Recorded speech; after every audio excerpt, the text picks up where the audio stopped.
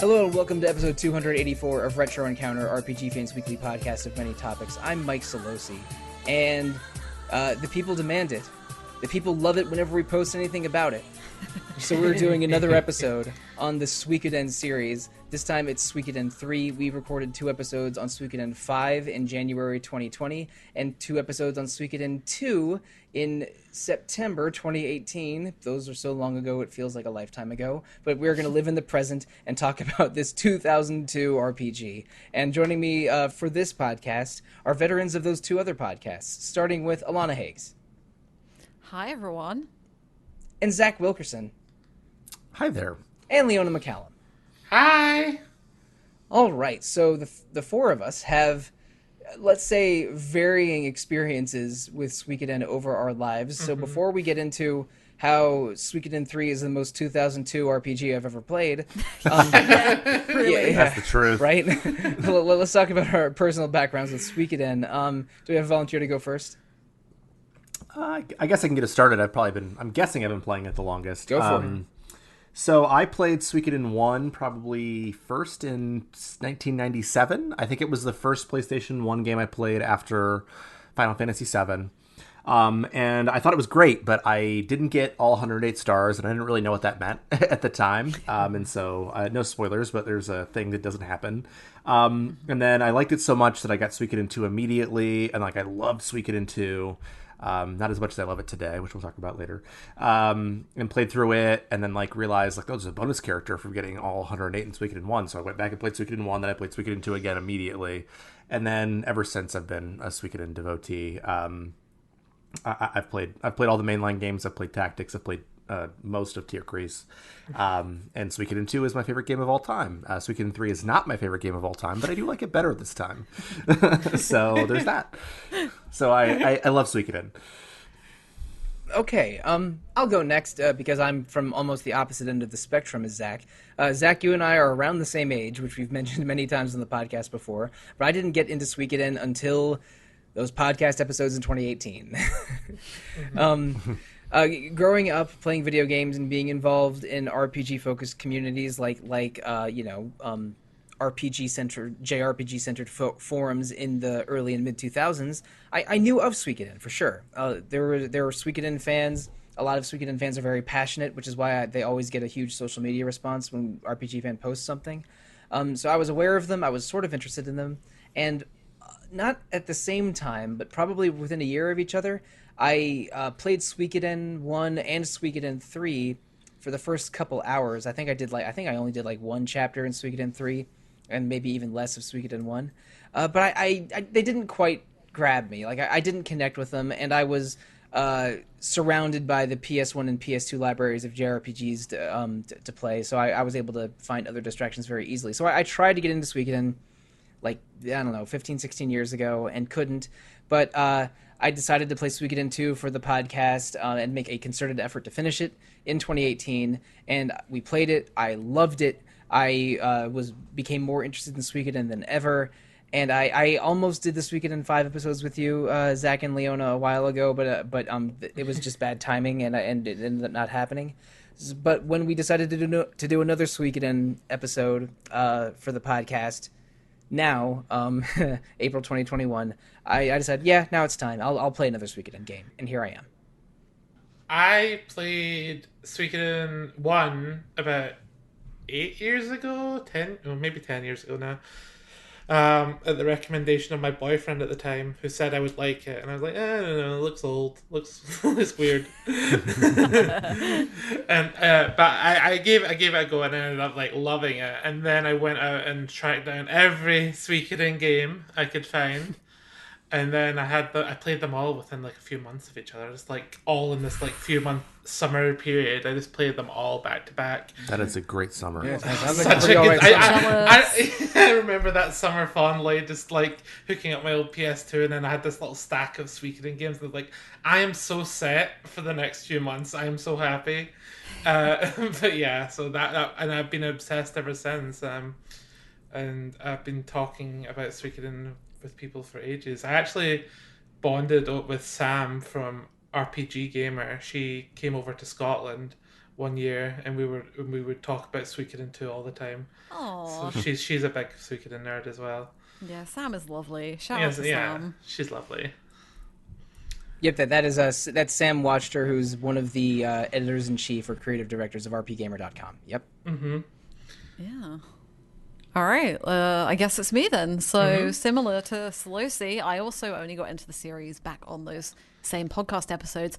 Slightly different to Sollosi, however, I played 1 and 2 back to back for those episodes. So I reaped the kind of benefits of getting all 108 stars of Destiny, because you give me a base and you give me a number of characters to collect, and I will get them all. Like, and yeah, in a similar way, like I like Suikoden 1. It's really good. It's a really good early PS1 RPG, but Suikoden 2 kind of blew me out of the water in ways I did not expect. Like the highest of highs, I would say. It's so good, and I think I want to replay it again at some point. I just haven't had the time. And I remember after beating 2, I went on the PlayStation Network and immediately bought 3 and 4 and was like, we're going to play the rest of these games eventually. And now the time's come, and kind of spurred on by the fact is that I wanna play the entire series before Eiyuden Chronicles comes out, supposedly in 2022. Oh, right. Oh my Yeah. goodness.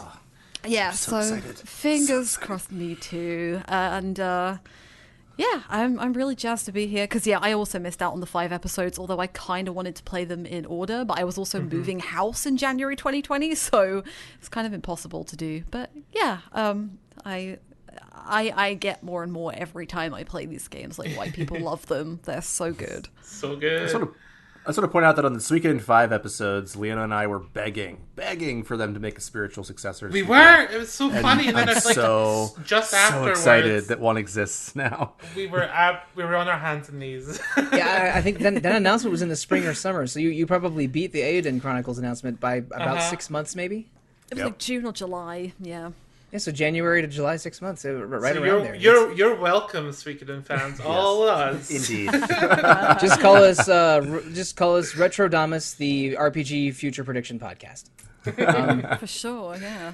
It's kind of interesting, actually, kind of jump ahead of things. Like, Murayama's also back to do Eiyuden Chronicles, but this was the last game that Murayama worked on, is that right? Like, he left halfway Yes, through that is development on this correct. one? Yeah, so... Yes. Yeah. The story's kind of murky on why he left, and we don't know like what he was involved in and what he wasn't involved in. But it is interesting to me nonetheless. For sure. And I again, the piece of my resume that's missing compared to Alana's is Suikoden 1. I just went straight into 2, but I was aware of what playing Suikoden 1 would have brought to the table, especially with the 109th character in Suikoden 2. But But I am interested in playing it. I was just making sure I had secure downloads of all of my PlayStation games that I have on PSN, which includes Suikoden 1 and 2. And also my Suikoden 2 data got erased when my Vita memory card got corrupted a few months ago. Yeah, so I had a 108 save file in Suikoden 2, but now I'm thinking, in advance of Eiyuden Chronicle, maybe play 1 and 2 back to back in 2022 would be the move, because that is a game that Suikoden 2 is a game I would be very interested in replaying, especially with additional context from the first one. So that I am interested in expanding my Suikoden horizons, but for now those horizons are going to be contained to Zexen and Grassland. Yeah. Quickly again, like before we move on, so interestingly enough, Suikoden 3 is the only Suikoden game that didn't come over to Europe until the PlayStation Network. So we didn't get it until 2015 over here. PS3. Which Wow. why would you give us 4 and 5 and not 3? I don't understand what this thing is with like Japanese RPGs and either missing the middle entry or other site, like Or 1 just and 3. giving you the middle entry. Just giving you the Xeno Saga. Yeah, they're gonna Dragon Quest Rocket Slime us and only give us the middle chapter of the trilogy. So funny story. yeah. I went on eBay to source all these PS2 Suikodens, and I got all 3, and only then did I learn that it never came out in Europe. So I had an NTC, whatever it's called, copy. NTSC, yeah. Yeah, that one. So that was fun. Oh dear. I mentioned at the beginning of the episode that this is maybe the most 2002 RPG I've ever played, And early on in the game, it was again. I'm playing this as a PS3 download, and it seems to run okay. Like the load times aren't bad, and the controls seem responsive. But the just a couple things like the colors are vibrant and look good, but have no texture at all. The buildings and layouts are about as are very, I don't know, like very rectangular, like a Monopoly game that's a couple hours in. And things like character costumes and details on faces are pretty good, They're but great, just I think, but look a little bit like painted dolls, and like they all you'll see a couple of the same gestures happen a lot, like people cocking their head to one side like a confused dog. But worst of all, and I mean worst of all, the walk speed in this game. Oh, backtracking in this game. It's yeah. slow. The walk speed and the walk animation. I mean, Yeah, I but- find riding a horse worst. Oh my god, riding a horse. Yeah, trying to make a sharp turn in a horse is surprisingly like trying to actually make a sharp turn with a horse, which is not what you want. But yeah, the walk speed is insultingly bad, and so I immediately switched it to running it all the time unless you hold triangle, which is fine. Then the game makes you walk in certain segments anyway, and I'm like, well, this is the worst. But basically, I think I'm pretty early in. I'm only about 8 or 9 hours in. I completed 3 chapter 1s, and I'm partway through only 1 chapter 2. But my first impression was, oh, this is a PS2 PS2 game. Like incredibly so. And I mean that with affection and with derision at the same time.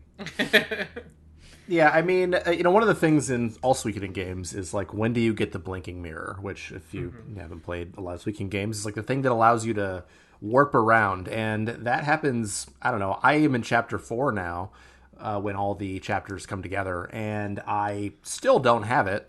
And that's especially grating in this game because you just have to walk back and forth and back and forth and back and forth so much through like these very narrow, very linear paths. And yeah, it's very PS2 on that front. I mean, I respect what they were trying to do.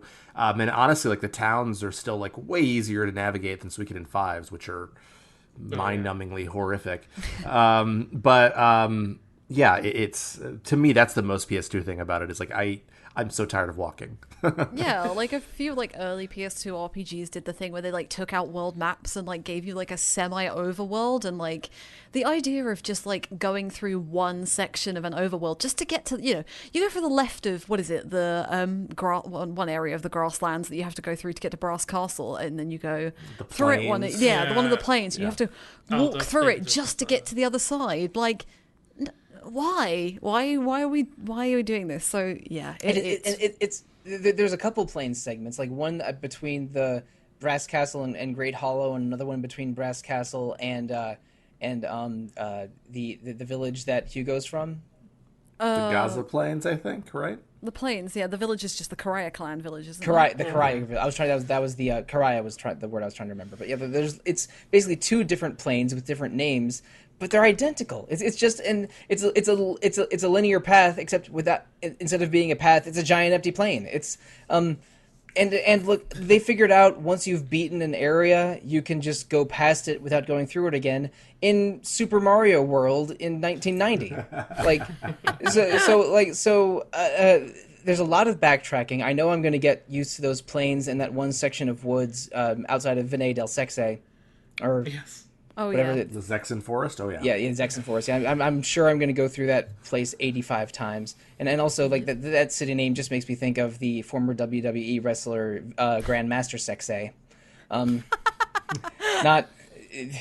only going to be thinking about that once a day for the next 2 weeks. Congratulations, Suikoden 3.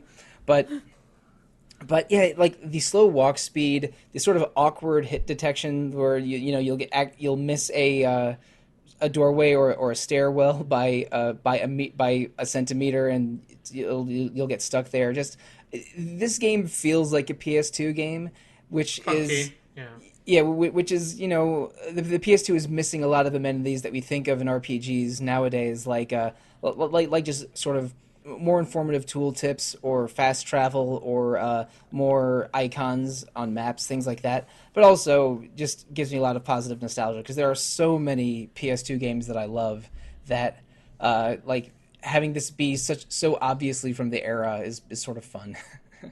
I agree. Zach, you mentioned that the chapters converge at Chapter 4, which is a little bit of a relief to me because, at least in the outset, Suikoden 3 feels like 3 different RPGs.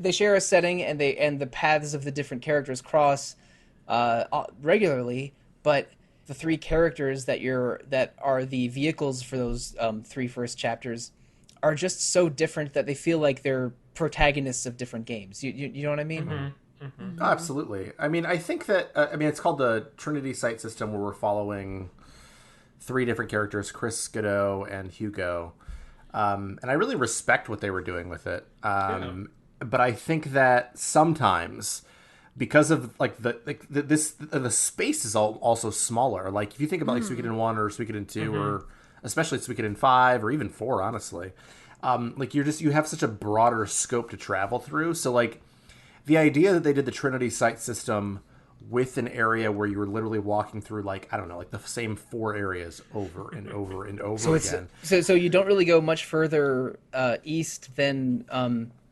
that mountain, do you? Yeah, Cleria, right? Yeah. Yeah.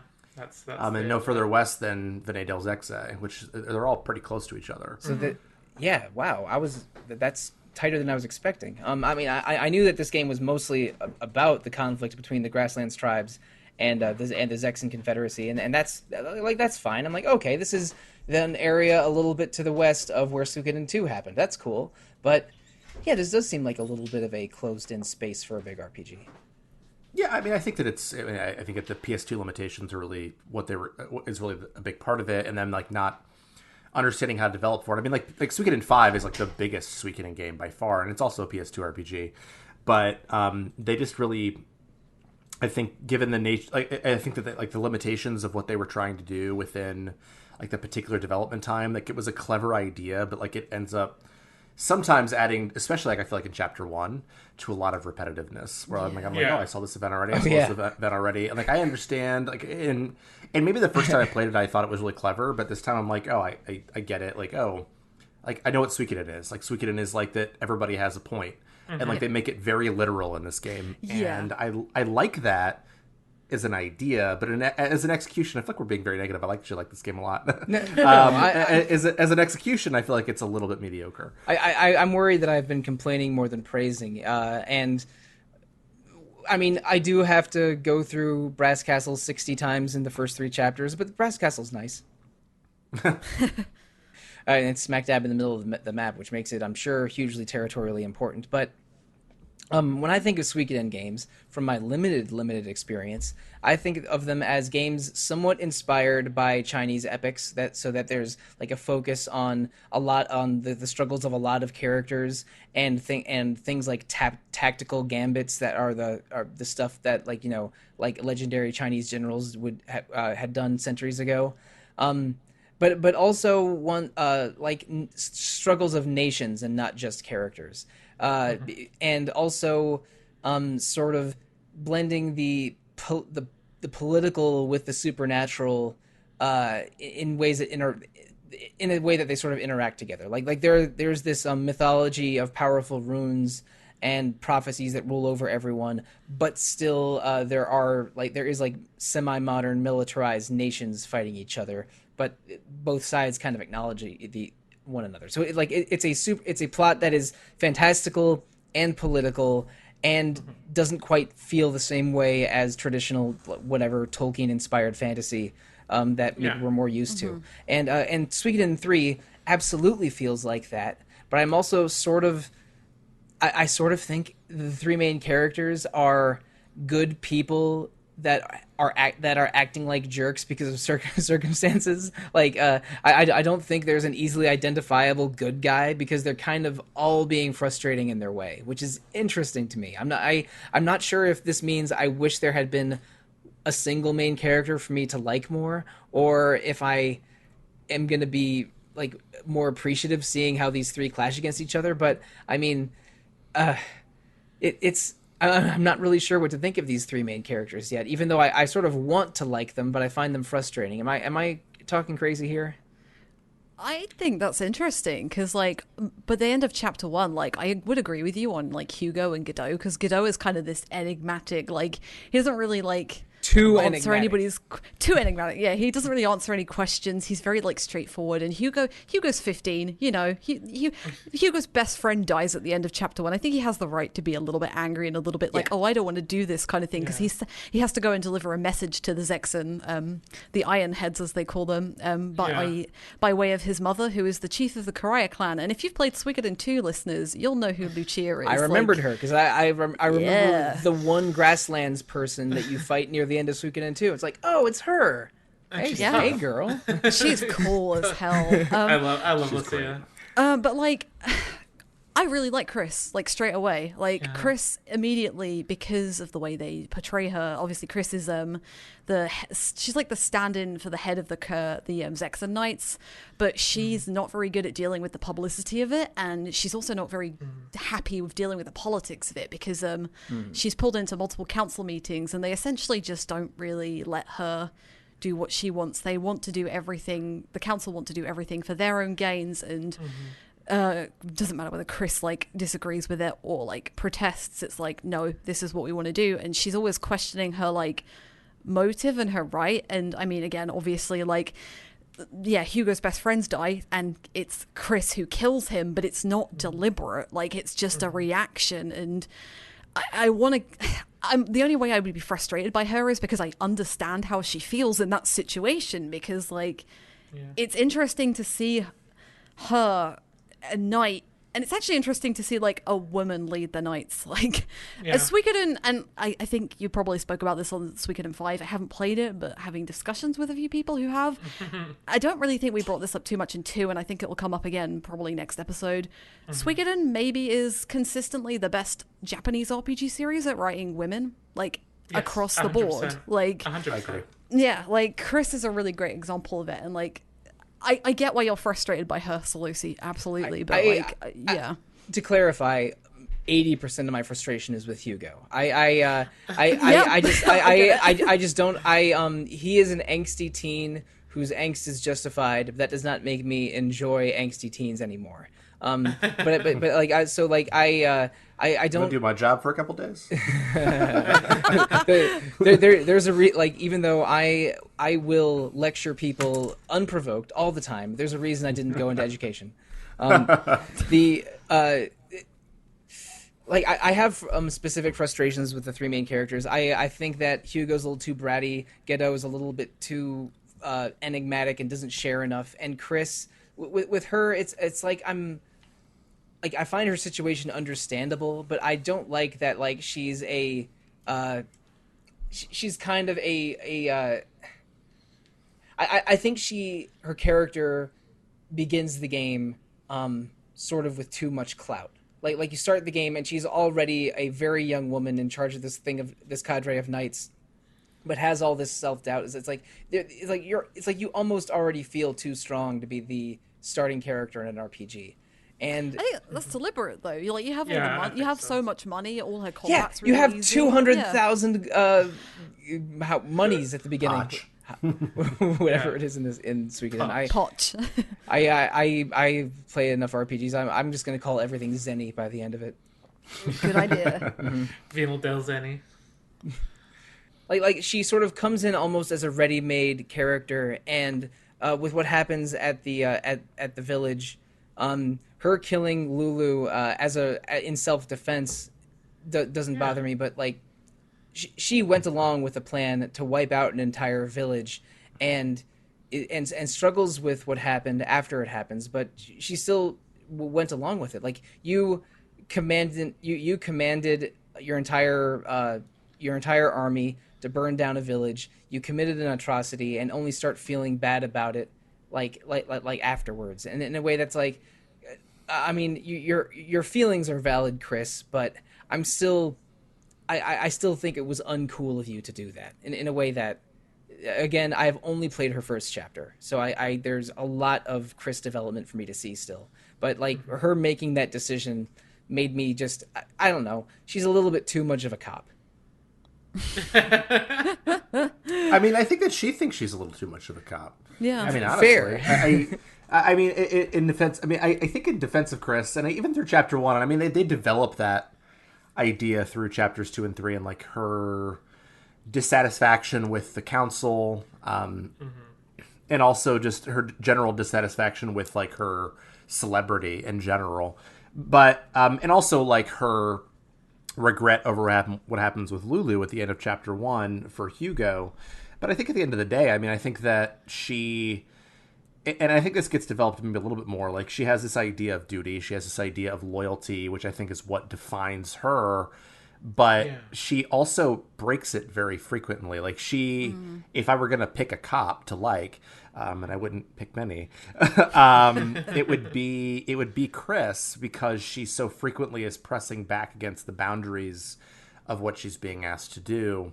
And I feel like the rest of, and we haven't really talked about this yet, like she's part of like the 6 Knights of Zexen. The rest of her group generally does a pretty solid job of doing that as well, even in some of the other chapters where we witness some of the things they do outside of Chris. Yeah. So I have more sympathy for her, I guess, as a result of that. I also just think the family she comes from plays a role in it, and like the sort of her dad was a knight and stuff like that, and she might be, try to live up to him at the same time. And I think Suikoden 3 does an interesting job, but I think it's like more about racial tensions in this game than rather than sweeping, country versus country. It's more internal racial tensions, and you feel the sort of history that's sort of layered, that's been going on for a long time, where sort of it's inbuilt into each other's culture, how everything they do is bad and everything we do is like reacting to that, and then Venel Dyslexia people think that they are just reacting to these savages and sort of thing. So it feels very interesting in that front. So I do sympathise with Chris as well, because just to the culture she's been raised in as well. Yeah, the grassland tribes are 6 distinct cultures, I think, and the one of them Hugo and his mom Lucia belonging to, and another one being of lizardmen, another one of duckmen, who are truly Donald Ducking it by only wearing shirts and jackets. And hey, you leave them alone. They're perfect. They are most excellent precious beings. They are excellent duck people, and I'm just saying that they are the very definition of Donald Ducking it. Yeah, they may be up there with the porpoisekin from Suikoden Tigris for like cute races for me. For best Suikoden animal people. Yeah, for best Suikoden, because like the porpoisekin are just like these adorable little dolphin people, and they're so cute. Oh, I've seen them. Yeah, they're so adorable, and the ducks might be up there for me. Yeah, no one can. They are. No one can ever accuse Suikoden of having a bland 108 main characters, because there are so many different shapes and sizes and types of people and animals and mythical beings in these games. And please correct me if I'm wrong. There were several animal characters in Suikoden 2, which I played a while ago, but some of them were classified as large or massive, and would take up 2 character slots. But but that does not happen in Suikoden 3, because you do have a griffin in Suikoden 3 in Hugo's chapters, Fubar, and he takes up only 1 slot.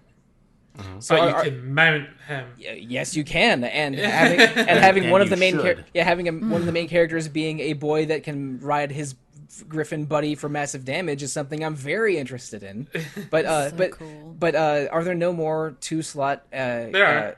There are. Okay. There are 2 more, I think, but you don't get them until pretty late. In this game, there's 2 more mountable characters. Yeah, but yes. Like future Suikodens bring back the 2 slot monster. Okay, but there are no 2 slot monsters in this game. Not in this game. No. Okay, cool. Because I am aware that Fuchs and Bright come back in this game. Because they were in Suikoden 2, and having a Dragon Knight and his Dragon Pal also being a mounted unit also sounds awesome. Is he at least okay? Is he good enough for me to include in like a final party? Yeah. Oh, All right, cool. He's pretty damn powerful. Yeah. Okay, good. I didn't want him to suck. Okay, it's very important to me that the Dragon Rider does not suck. None of the characters that can mount are bad. They're all good. Yeah.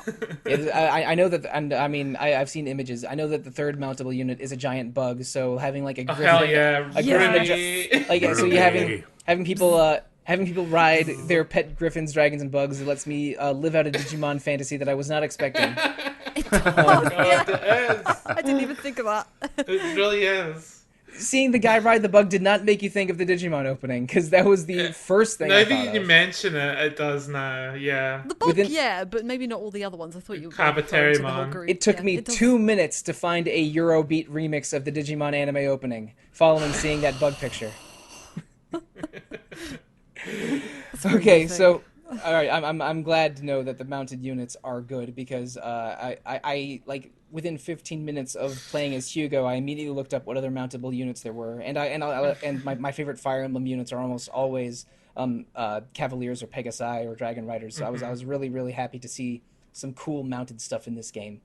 Let's see, where were we? We're all over the place already. But going back to Chris. I mentioned having frustrations with Chris mostly because she's part of a nation that is committing atrocities and excusing them, and that bothered me a lot. And in the moment I didn't sort of love how she acted, and seeing her feel so much regret and definitely make growth. Unsurprisingly, she grows down the line, because again, I've only played her first chapter.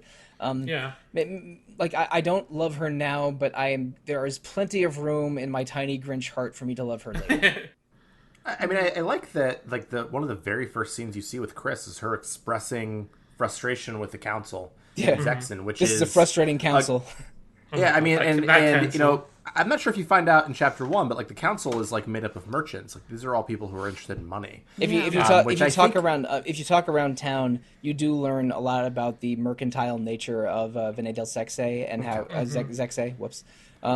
And how the military and council are separate organizations that are run differently. And the mercantile council wants to use the Zexan military sort of as an obedient tool, which is, does not endear the player to them, I think. No, I mean the council. If there's like a bad guy in this game, Yeah, it's capitalism. It's the Zexan council. Yep. Even like the bad guys, quote unquote, which we'll talk about later, I'm sure. Like they are not the bad guys, as much as the council are. I mean, like the council are like they are looking out for number one in all cases, in all situations. Yeah, the order I did the chapters was Ghetto, Hugo, Chris. So my introduction to the council was Hugo arriving with an important message from his tribe to the council, and the council making him wait 3 days just to intimidate him and make him feel bad. And I'm like, oh, great! This is, first of all, totally plausible in a political situation, and also makes them eminently hateable. 15 minutes into the Hugo chapter. Oh yeah. I mean, even though like the quote unquote bad guys end up being from a different country, like the Zexan Council's still way worse. Yeah. Like they have the worst intentions, whereas like the people from the other country, we'll talk about this in part 2, I suppose, but have intentions that are at least understandable. But yeah, I mean, I think that Chris sort of like butting up against that, to me, makes her more likable. And I understand that you're saying like she's committing atrocities, but like I'm not sure that I necessarily like. I know that burning down the Karaya village is like an atrocity sort of on its face, and I certainly agree with that. But I also like, as like a way of like saving lives of both, people from the grasslands and the Zexans at the time. Like I don't know, it gets more complicated. Whereas you realize that like Chris she's not doing it in any effort to take lives. Yeah. She's doing it in an effort to actually save lives. She was given a horrible situation to deal with, but that doesn't make me like that her solution, or I guess Salome's solution that she goes along with, is let's burn down this nearby village of innocent people as a way to facilitate our escape. I didn't like that. And I didn't like how, in the moment, she went along with it so easily. But this goes into a couple different things. Now, again, I'm so early, I do not know who the main villain of this game is, technically, this outside force. But I do know that the outside force is manipulating this struggle in between Grasslands and the Zexans to a degree to save lives, because a mysterious lady named Sarah tells us this. She's like, this village is going to burn down. The people doing it are really strong, but they cannot be stopped, so you should get out of town. And then one of her companions that teleports with her, at least one of which was definitely in Suikoden 2, Yes. Okay, You right. already recognized him. Yeah. Congratulations. Well done. I figured it out. But they specifically mentioned that what's happening here is going to save millions of lives, and a lot of people in the village, in the Karaya village, die. But also, Chris's men went into this village specifically saying, "Burn down the buildings, but don't kill anyone." And then in Ghetto's path, where he is staying in the village when the attack happens, you see one of Chris's people. Is it Boros? Boris. It is, yeah. Yeah. Boros, he like slaughtering innocent lives and telling his knights to kill innocent lives. But then in Chris's playthrough, which I played a little bit later, Boris tells Chris, "I went in there ahead of you, but I didn't kill anyone on my honor," and then left. But also, in Ghetto's playthrough, you fight Chris and some other people at the Great Hollow, which is where the Lizard Clan lives. And it's Chris and a bunch of knights, and that happens before Chris's excursion towards the plains. So that almost definitely wasn't Chris that Ghetto fought. The real MVP of this game, or I should say, second ranked MVP after Fubar, is Ghetto's buddy Jacques, who is one of the biggest space cadets in RPG history in terms of just having incredible ADHD energy, going off to do his own thing wherever the wind takes him. But him also noticing the tracks left by those knights are too light to be left by people wearing armor.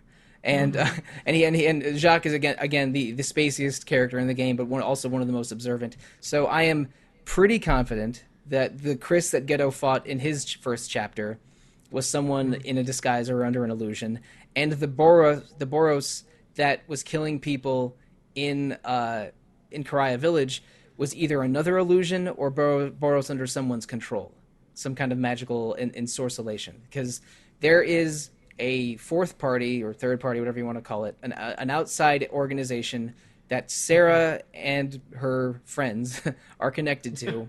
That is Sarah and friends. Yeah, that is manipulating this conflict and doing so with illusion and some trickeration that you can at least see the foreshadowing of and the seeds being planted in the chapter ones. And I've talked on my own for far too long. But if I am if I'm way off base, please correct me. But you are not off base at all. No, you're not. I'm really surprised. I didn't pick up on a lot of it actually the first time around. I have played so many video games and I'm used to the plot contrivances of so many that my eyes were open for this. I see some of the places where it's going, and those are interesting places. Like this game has the political / mystic tone that I enjoyed of Suikoden II, is providing enough intrigue that I'm certainly not bored or disappointed. Like I did some complaints about the technical limitations of Suikoden III in the first half of this podcast, but what's going on story-wise and environment-wise so far, I'm enjoying. Yeah, I think the more you play it, I think the more interesting it gets, and the more sort of interwoven it all gets. And I really like the plot of Suikoden III, actually. So there's definitely more to look forward to. Yeah, I think the problem that it persists for me for the whole of the game is pacing, and I just think it's to do with the backtracking. Like, it's slower than most other, like, I think early PS2 RPGs in particular have this like pacing problem a lot of the time, and I think Suikoden 3 is one of the most guilty of it so far that I've played. I really like what's going on. Like, even in like chapter 1, I was really interested in basically everything. The characters, I think it's really interesting how all three characters' casts are dealt with very differently, because like obviously you've got the 108, but you don't really start recruiting until like chapter 2, and you don't really get access to your base properly until chapter 4, at least with the main cast. But then you've got a side chapter, which I guess we'll go on to next week with another character. I know it's a guy named Thomas. You don't have to worry about spoiling that for me. But the sweet little Thomas. Yeah, but Thomas. This was not really a problem I had with Suikoden 2, but one of the funnest parts of Suikoden 2 is managing your castle town. And I wish it had come earlier. Like the Castletown in Suikoden 2 is so much fun. It's a slight bummer that it's around the midpoint of the game. And I that's probably a similar deal with Suikoden 3. Like the castle, I'm sure the castle management is fun because because a lot of RPG town management in the games that have it is a highlight of the game. Like I maybe that's a generalization, but it's almost always fun when you get it. And when I play a Suikoden game, I almost want to go to the castle right away. It's like, man, give me that castle. It's part of why I'm here. Yeah, I'd agree. Yeah. I think actually, like the overall 108, or like at least the 3 parties that you have in the early game, are all really, really fun. I really like them. Yeah. I kind of love Godot's like weird band of like. I love those weirdos. They are great. Like, Joker and Ace. Oh my god, Ace going up to a tribe, like lying and acting like a complete maloof, and then Gedo being mysterious and over knowledgeable, going and giving a perfect introduction. It's like, I don't know if it'll ever get old. It's like, oh, Gedo knows how to speak in the weird ornate poetry of the lizard men, while in the lizard men who value like honesty and tradition so much, when Ace was trying to go in there pretending to be something they aren't. And then almost the same thing happens at the Cry Village. I don't know if I will ever get tired of Ace badly trying to fake his way through something. I love that the Godot's team also has their own like evil counterparts and like an equally bizarre. Oh yeah. Them. You could say them Duke boys. Yeah. It's like a sitcom or something. I might have been making a very specific hazard reference there. But the I mean, talking about the Duke team a little bit, I've already talked about how much I love Jacques, but Queen is an absolute queen. I love her jacket. Yeah. I love her short hair. I love her. Cool. I love her sort of sly big sister personality. Like Queen's very cool. I would love to keep her around in the Ghetto story more. Yeah. Did we bring this up during the recording of Suikoden 2, or did we talk about it afterwards? I think we brought it up, and I want to bring it up again. Bring it up. Go ahead. Please. Well, the theory around Queen, or it's very fan theory. It's like one of those, I must know because I don't know this theory. You don't know this theory? I do not. That Queen I think you did tell me about it 3 years ago, but please refresh it for the rest of the class. The fan theory is that Queen is Julia from Suikoden 2. What? Mm-hmm. I don't think it's true. I don't think it's true. I think it's up there with Renoa was Ultimisia or whatever. But I actually buy Renoa was Ultimisia a little bit, but people think that because she kind of looks like Julia, slightly older, cut her hair, and she also is from Harmonia, which is where Julia went after the events of Suikoden 2. So she's not from Harmonia. That's the end of the proof. Oh, sorry. She's not from Harmonia. No, you're right. She's from like an unnamed country. She says she's from far off. They got taken over by Harmonia, right? That's right. Yeah. All right. Yeah. How about this for a fan theory? Maybe Godot is Pilica. Okay, I'm just throwing names together that I recognize, but that is not a bad theory. Julia being Queen, especially since I find what happened to Julia, even in the best ending in Suikoden 2, a little unsatisfying. Like I wanted a slightly more romantic ending, let's say, But that's not bad. I support it. It's not as good as my favorite fan theory. Inspector Gadget really is actually a robot of the original Inspector Gadget, who is now Professor Claw. The greatest fan theory in history, as far as I'm concerned. Well, I think the greatest. Those are certainly some words that you strung together. Snowpiercer is the sequel to Willy Wonka and the Chocolate Factory. Ooh, that's what I'm talking about. Yeah. Think about it. Give it a think. It makes sense. Isn't it nice when conspiracy theories are like fun and silly and not destroying society? Right. Yeah, true. Yeah. To bring it back to Suikoden 3 quickly, I was going over like really broadly like the 3 different party setups. Like for Godot's entire first 3 chapters, or his 3 chapters, I suppose, that team of 6 is basically static, so you don't even get the chance to experiment with his party, which is cool. Like, I like that group is really well established together. At least I did not know that, but at least I like them, so that's helpful. You have a bit more flexibility with Chris, like the knights drop in and out, and again it makes sense for her because, you know, she's the captain of the Zexa Knights, and Hugo's again, the 3, that him, Sergeant Joe, who is maybe the best video game duck of all time.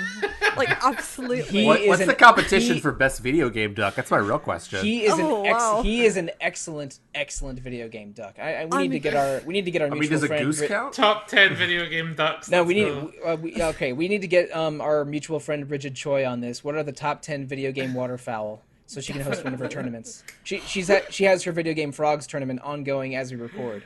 Oh my god, I love it. She does, yeah. But yeah, those 3 like stay pretty static, and then he gets like different people in every chapter drop in and out. So yeah, the levels of customization that you get vary between the characters, which is really cool. So yeah, a lot to look forward to. I just want the dragon riding and the beetle riding boys to join the team as soon as that takes a minute, my friend. You got a while, yeah. Unfortunately, I'm not there yet. All right. Just thinking about Futch and Bright's story from Suikoden 2 just makes when they show up in Suikoden 3, I can't my heart believe just swells. I can't believe Futch and Bright were a side quest because it's one of the better segments of the game. If you were to separate the game into like anecdotes, Futch and Bright is one of the best is one of the better ones for sure. Yeah. Mm-hmm. But knowing that they came back from this, the baby dragon that you practically hatched in Suikoden 2 is a fully grown, cool dragon rider boy. That's great. Love everything about it. Yep. So, we've talked about a lot of the main characters so far. They brought back all 3 of the, I would call, theaters of combat from Suikoden 2 to 3, and I sort of have problems with all of them. Maybe the thing about Suikoden 2 that I liked the least were the strategy battles. Yeah, and these are maybe better, but still just an awkward spatial version of regular battles now. And now you just move units around and have them stack awkwardly, and it's not heinously bad, but it still just takes too long to move your units around in a simple manner. Yeah. Suikoden 5 has the best balance of these 3 battle systems, I think. It gets more frustrating later because eventually, I know early in the game it's just it's like one main character maybe and a bunch of randos, but eventually it becomes all people who are actually in your party and their actual gear level and how sharpened their weapon is and what their level is and what their skills are, which we haven't really talked about the skill system yet. Wait, do you have to sharpen your weapons? Yeah. That's how it is in all of them. that actually impacts those battles, and so you really have to level a pretty large chunk of your characters in order for those strategy battles to go well. And I don't really have a problem with the strategy battles insofar as what they are, but that part of it eventually becomes frustrating. It does. It becomes long and drawn out in the later parts of the games. But also, I think... Can I just press the auto battle button and mostly go through them? I mean, it's all auto battle anyway. Oh, yeah, I guess that's true. I just don't like about Suikoden 2's system is why I give the edge to Suikoden 3 is because sometimes you'd hit a unit in Suikoden 2 and you wouldn't get one of those little swords to indicate damage, and you'd keep hitting them and you never know why you're not doing damage, and that was just some sort of weird RNG. The RNG gods in that game. Yeah. And when you say sharpen, do you mean just leveling up your weapons? Leveling up. Okay. I was worried there was a sharpness system and I had to go and collect whetstones to sharpen my blades I'm playing some Diablo hunter.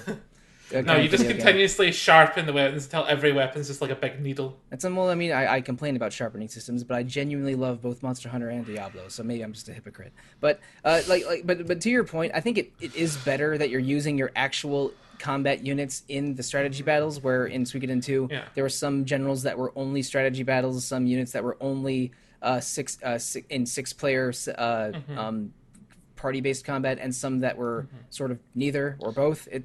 This is better than that, but I still didn't love the one strategy battle that I took part in. It's not going to get better then. Right. And also the duel system. I mean, I've only done a couple of them, but I mean, does it ever improve upon the vaguely fantastical rock paper scissors that it is? No, Not in this game and not in future games. No. They had there's like a meter in this one. Like if you are doing well, like the meter will move one way or the other to show you could do more damage or whatever because you have the advantage at that point. In Suikoden 5, it's a timing based. You only have a certain amount of time to pick what you want to do. Yeah, it's more reading dialogue and seeing what they sound like they're gonna do. In that so it's harder to cheat in Suikoden 5. But it's still the dueling system. It's like rock paper scissors, but it's better than Suikoden 1, which was where the tactical battles were also rock paper scissors. So. Yeah, that's true. I've played enough Fire Emblem games that I don't hate JRPG rock paper scissors, but still, I mean, it felt a little unnecessary. A couple of the duels in Suikoden 2 are really, really good from a manufacturing drama perspective, and if Suikoden 3's duels can at least create that in the second half of the game, then I'll feel much better about them. But for now, I still think of them as a little unnecessary. And honestly, I have some frustrations with the regular battle system. I don't mind the six player parties. I don't mind having them in pairs. I kind of don't like that when one pair spell casts, the other half of the pair sort of just doesn't do anything. Or it depends on who they're paired with. They should auto attack if they have a normal weapon, but if you have two spellcasters paired up, obviously the other spellcaster won't go forward and attack because they're not going to do a lot of damage. It took me a while to realize that. But they should auto attack as long as I think you can still use items as well. If you've No. the problem, no, they can't. Yeah, it's all dependent on you can only choose one action per pair, but as long as one can attack, as long as you've told one of them to spellcast, the other one can attack. They should be doing it. If they're not, then check their runes. I think a handful of the times I was casting spells, I couldn't see the other half of the pair attack because the battle camera's weird. Sometimes, sometimes characters will sort of act off screen, even though I could tell they did something. And I kind of like that. Yeah, it makes them seem more dynamic because you sort of choose all of the moves at the beginning and then hit a commence button to have everything go. Kind of vaguely Dragon Quest-ish how it's round based, and vaguely Disgaea-ish on how there is a execute button to do. Again, two more series I love because I can only discuss things in terms of other things, I guess. But it felt like I was losing turns when I wanted to cast a spell or use an item, and I didn't, and I find that a little annoying.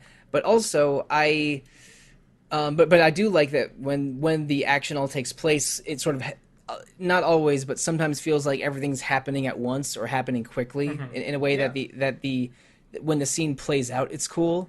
But also, it all feels a little cumbersome. There's a lot of depth and tricks you can find in the battle system, but some of it is experimentation with no guidance. There's no way of knowing how combinations of runes will work unless you unless you actually try them in battle, or whether combination attacks will trigger unless you try them in battle. I wish there was a little bit more hinting or guidance, but the regular combat is my favorite combat in this game so far. It's fine. I think when you get used to it, it's okay. It did take me a while, and it's certainly coming off of how snappy Suikoden 1 and 2's combat is. You just tell six characters to go, and they'll literally Suikoden 2 felt much faster. Oh, it's so good. This is definitely the clunkiest battle system. They speed it up in the later games again, so that's good. I mean, this is the also. Yeah, sorry. I was just saying, this is also the only Suikoden with friendly fire in it. Yes, it is, yeah. Which is unfortunate because it's with the fire runes of all things. Yeah. Right. So fire magic can damage your own party, as can some ice spells, I believe, as well. Maybe, yeah. Yeah. So the skills you learn are very important because they all reduce like that sort of happening. So like, and also like that's another thing that could have maybe been explained a bit more was how important skills are and how to read them, because like the way that the tutors and stuff describe if a skill is good or not is like random depending on which NPC is telling you. So you're always like, what does that mean? What does that mean that they have a natural talent? Is that medium or is that really good? Yeah. I don't know. Well, probably worth saying, like, the skill system for both magic, not runes, the skill system is brand new to Suikoden 3. That's right, isn't it? Like, so you can essentially customize characters to your liking, but usually, like, in the early game in particular, you want to spend, like, points with the Bujutsu teacher on, like, armor protect and damage and accuracy and swing, which controls how many times the character attacks. Oh, geez. I feel like I will need to max swing on everyone that ever presses swing the is attack the most button. important stat on every physical attacker by far. Okay. Absolutely. My RPG instincts have not been ground into a nub yet. That's good to know. But like Leona said, like, it's not really explained. Like, you Right. have to go I and didn't talk know to that. a Bujutsu teacher. Yeah, go. They're not in every town, but they're the one in Zexen. Not in Zexen. The one in Brass Brass Castle. Castle. And is I have in found the I have found the Storyroom. one. Yep, I have found the one in Brass Castle. And there's also a library that lets you upgrade the some magic, magic and unrelated skills. Right. Yeah, that's right. Yeah. So yeah, there's that, and it's really cool. But yeah, it just needs a bit more explaining. Like, I do like the normal combat, especially when you get like later on and you have like the 6 parties.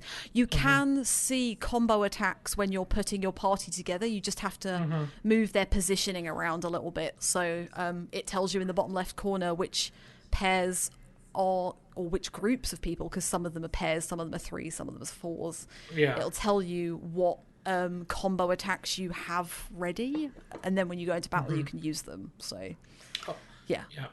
Also, some characters learn skills as they level up. All characters do. It's not just the ones you start the game with. That's not all the skills they learn. the like question mark spaces in the skill menu. They're just like empty spaces, but they will fill out. Yeah. Right. And it's actually beyond that. Like, you can teach them additional skills in the question mark And spaces. you can teach But them. then they'll skills gain as well. additional ones. So there's some characters who have like great continual attack skills, like Hugo does, which is a really good skill to level up, for the record. I like it. I like the system. So I mean, we're talking about the skill system, which I feel the skill system is a little underexplained, but it's something that I accept and enjoy so far, and to my limited exposure so far. But I want you to tell me, each of you give me 2 characters, one that's a personal favorite of yours, and it can be from later than the first couple chapters, as long as it's not like an end game person. One character you enjoy, and one character that you, for gameplay reasons, like Sollosi, you should put some stats into this character, like one of your personal favorites and one recommended character. Does that make sense? Yeah. Okay. So one that's our favorite, and then one that we should recommend you for gameplay reasons. Yes, for more gameplay than personality, but it's okay if the personality is a recommendation to me for as well. Like my favorite non-broken character in Suikoden 2 was definitely Olan, the bodyguard berserker lady. Yes, love her. I love her. So if there's anyone who's Olan-esque, then please bring her up in this next segment. Well, I will recommend Estella for personal character. She tickles me in such a funny way. She is a wizard magician who is a habitual liar. Like she does nothing but lie and also torture poor Roddy. Does she get along with Ace pretty well? I can't remember if they have a thing together, but she's like a drag queen, really. I love her. She is. That's a good comparison. Yeah. So she just appeals to my sensibilities, I suppose. For gameplay, I would recommend Nay. She's quite interesting. Wait, I think I ran into Nay. Is she one of the musicians? Yeah, she is one of the musicians. Okay, yeah. I think I saved my game right when I was looking for her or something. Nay has a really unique part of the game where she can use the Jongler Rune, and one of the spells in the Jongler Rune increases your party's attack power by a huge amount, depending on how high the skill level of the jungler rune, the chanting skill is, and Nay goes up to the top rank for that, the very, very top. So using like one cast of that can like times 10 the attack damage power of your party, and it's really Great. It's a really Googly interesting moogly. strategy. It's a really interesting strategy, and not many people know about that one. It's really good. It's a good one. It's really good. Alana, do you want to go? I'll go next. Yeah. I'm probably going to pick two really obvious ones, so apologies, everybody. I am. I probably won't know them yet, so go. So go You for have it. not met either of them yet. So for personal reasons, I will pick Nash, and I will pick Nash because Nash is from the Genso Suiko guide. Yeah, okay. Yeah, I can get behind that. Nash is from the Genso Suiko Gaiden games, and so has a little bit of backstory that's worth digging into for context. But also his like play with Chris, I think, is really interesting. I think he is. He's kind of like, you know how I kind of like characters who I don't trust, but also really like? That's exactly what he is. Like, he comes on the scene and he's like, oh, I need to go back to my wife. She's going to be really mad at me. And I'm like, you're lying through your teeth, aren't you? There's an interesting theory about who his wife is. Oh, yes. I'm going to... Sierra from Suikoden 2. Oh, Sierra. Yes, That's confirmed in the Gaiden, is it not? Like, yeah. Yep. Oh, okay. Yeah, I'm well aware of her because we did she came up in our vampires feature for a while ago. Oh my god, She Sierra's did. so cool. But yeah, Nash is really cool. I think he's useful in battle for when you get him because you don't really have any. You lose like your ranged character at that point. You're not too far off of getting him. He's at the end of chapter 2, and it's where things take a bit of a turn for Chris as well, which is really interesting. That's interesting because Nash is my least favorite Lunar main character, and also and also a Street Fighter character that I don't enjoy very much either. So I don't know. And Nash already has some points against him, I'm afraid. That's fine. Okay. Just from naming only. I'm also going to name a mage as well for a battle character, Vicky, but maybe not Vicky. Maybe not Vicky as you remember Vicky. It will be explained when you get them. Vicky gives you the mirror in Suikoden 2, right? Correct, but yeah, you'll understand what I mean. And the Pale Gate rune. Is she the mirror character again, but it's more complicated this time? Yeah. Okay. Times 2. Yeah. But the Pale Gate rune is in this game, and it's really if you have the worst RNG luck in the world like I do, the Pale Gate rune is your friend for certain fights in this game. So, and Vicky just happens to be the best person for it. But yeah, please look forward to the complicated Vickies. So I love it. Okay, there's a joke that is going right over my head that I will understand by our second recording. Indeed. Does Vicky have the ability in this game? I can't remember. I've not got to her yet, and I can't remember. Does she get the skill that lets her recast magic like she can in Suikoden 5? I don't think so. No. She does not. That's a shame. Oh no! It's so good in Suikoden 5. Like a Veronica spell echo from Dragon Quest XI. That's like a I mean, every character in Suikoden 5 is broken. So. Oh yeah, and I love it. Me too. So I guess my favorite character, and I said this in our chat privately beforehand, is Mel. She is this young girl who has this wolf puppet on her hand. Who they'll talk to each other while they're talking to you. Wait a second. Okay. Yeah. Okay. Zach, is the puppet's named Frankie or Branky? Yes, Frankie. I'm pretty sure this came up in the trivia episode, and you got the question wrong. That is correct, because it had been 20 years since I played Suikoden 3. Fortunately, I remember every trivia question I've ever written. So I wish I had remembered that when I took the trivia episode, because I've lost all of them. But they're delightful. Their interplay is amazing. I would recommend that when you get to the Thomas chapters, we haven't talked about Thomas yet, the guy who's in charge of the castle, that you recruit Mel with Thomas. Yep. But when you're going through it, don't recruit her until you get the opportunity to talk to her and pretend like you're going to recruit her with Chris, because it is 100% the best scene in this game. It is delightful. Chris's reaction to it is amazing. from a gameplay perspective, and I'm not sure if anybody said this yet, but Godot is really, really amazing in this game. If you level up his lightning magic, level it up. Like, ignore every other skill, everything else that Godot has to do, and level up his lightning magic because it wrecks if you level it up properly. Yeah, he comes equipped with lightning magic and the thunder rune. And Yep. one of his spells is like this massive multi-lightning ball spell that deals, I think like a total of 900 damage, like split across however many enemies there are, which is like, well, this is going on this boss immediately. When I first started using him and not just attacking, but he's I don't know if I have a favorite of the main characters so far, or at least a favorite team so far. It's probably Godot, not for Godot reasons, but because his team are such a likable bunch of goofballs. They are. But I'm looking forward to Godot and those other 5 characters you mentioned. Thank you so much for giving me something more to look forward to in this game, which I'm genuinely enjoying. Again, I think there's lots of intrigue that I picked up on, and I don't totally understand everything, but I am eager to play more of it. I personally pledged that I will not start Nier Replicant or play with my PS5 any longer until I beat this game for this podcast, because I have podcast honor to uphold, and part of that is to finish the games that I pledged to finish, and I'm going to try to keep that going through 2021.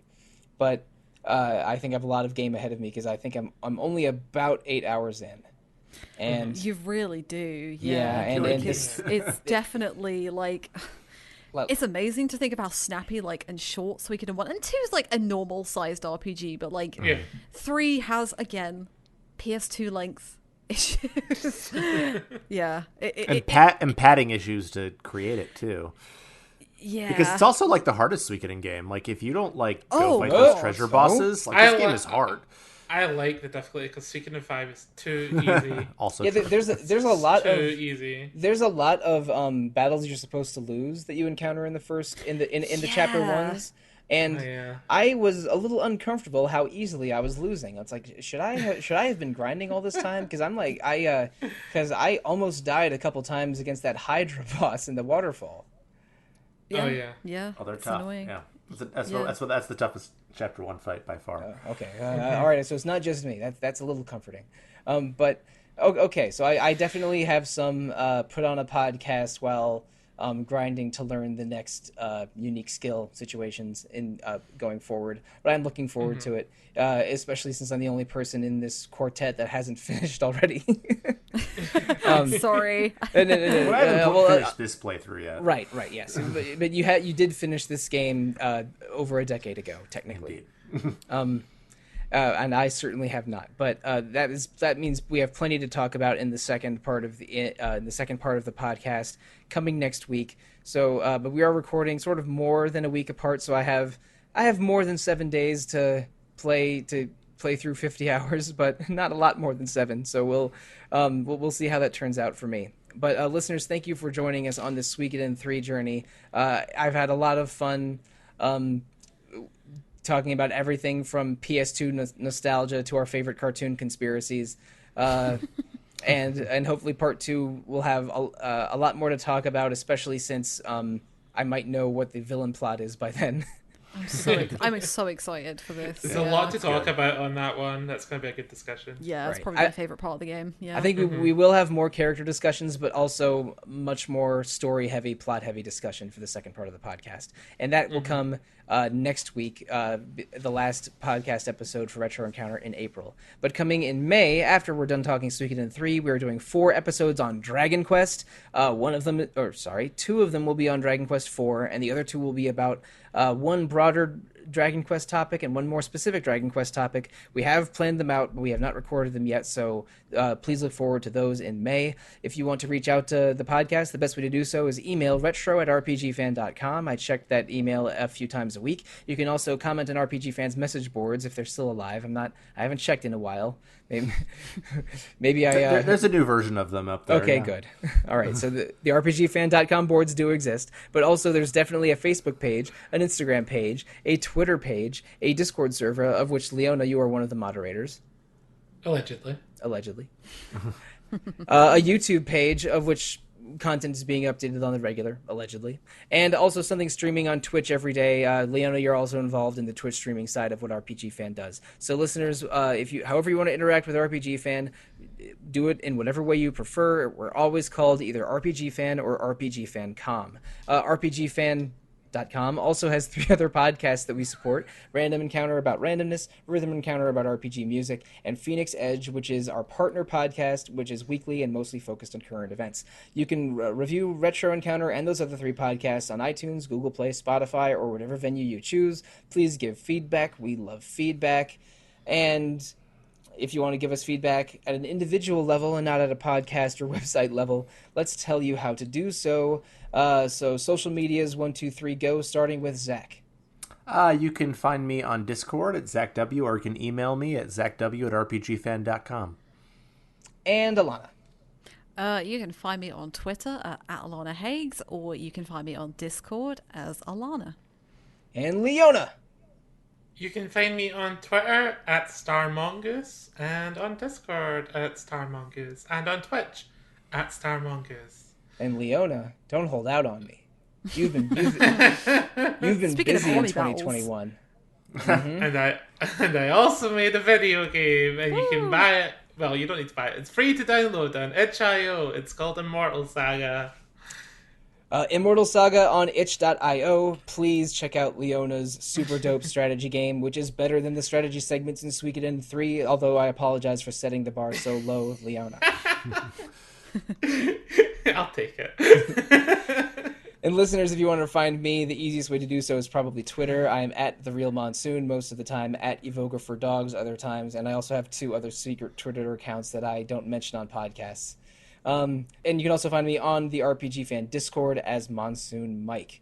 So I have conservatively another 80 or so stars to assemble in my constellation of RPG characters before we next record. Yeah, we didn't actually say this, but like this felt like the easiest to get all 108 in. It's really generous on it, so you shouldn't have any problems with that at all. I mentioned I was following a non-spoiler recruitment guide because I didn't want to miss anyone. And for Suikoden 2, I had to very specifically make sure not to miss a few things. And for this one, there's like one big moment where you can miss. There's like a big block. Yeah, there's one block where they're like, do this to recruit these 7 or however many it was. But otherwise, it seems pretty generous. There's fewer missable stars in Suikoden 3, at least compared to 2. Oh, for sure. There's like 1 or 2, I think. Yeah, I mean they're really early as well. But you still have until like chapter 3 to get them or something. But yeah. Okay, that is definitely a relief because my video game anxiety manifests itself in many ways, but one of them is definitely not recruiting characters. So that's a relief to me. Thank you very much for at least confirming what my non-spoiler guide seemed to be telling me. Listeners, thank you. Good night and good luck.